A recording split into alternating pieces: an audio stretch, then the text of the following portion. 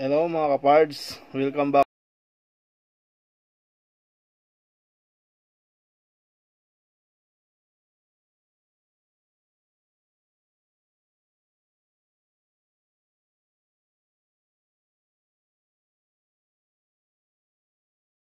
Hellcat.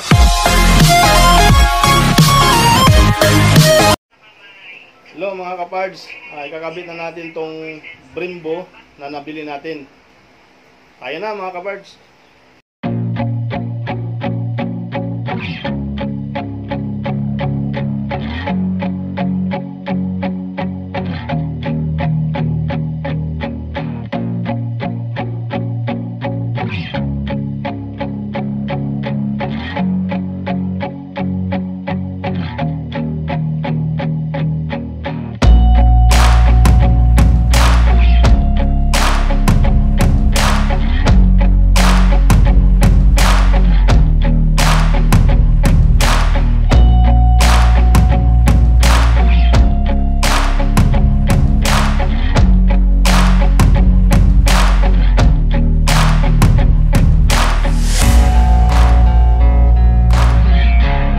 Tapos nating tanggalin yung hose mga kapards, tanggalin naman natin yung lever mga kapards.